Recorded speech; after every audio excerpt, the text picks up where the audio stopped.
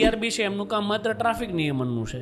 એમને ના તો ગાડી ઊભી રાખવાનો કોઈ હક છે, ના તો લાઇસન્સ માગવાનો કોઈ અધિકાર છે.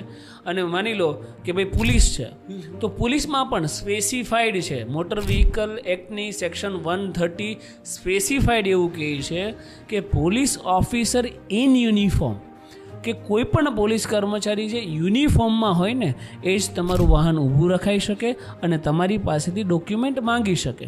અને દરજ્જાની વાત કરું તો હેડ કોન્સ્ટેબલ કે એની ઉપરી અધિકારી હોવો જોઈએ. તમામ પોલીસ કર્મચારીઓની દંડ લેવાની સત્તા, જે પાવતી ફાટે એ પાવતી ફાડવાની સત્તા માત્ર ને માત્ર હેડ કોન્સ્ટેબલની છે. એટલે કે વાહન ઊભું કોઈ પણ પોલીસ કર્મચારી યુનિફોર્મમાં હોય ને એ ઊભું રાખી શકે, ટીઆરબી ના ઊભું રાખી શકે. જે સ્લીપ ફાડે ને એ હેડ કોન્સ્ટેબલ કે તેથી ઉપરી અધિકારી. હેડ કોન્સ્ટેબલ છે કઈ રીતે ખબર પડે તો કે અહીંયા શોલ્ડર ઉપર 3 રેડ કલરની સ્ટ્રીપ હોય, પટ્ટા હોય 3, એ અને પછી 1 સ્ટાર હોય, 2 સ્ટાર હોય, 3 સ્ટાર.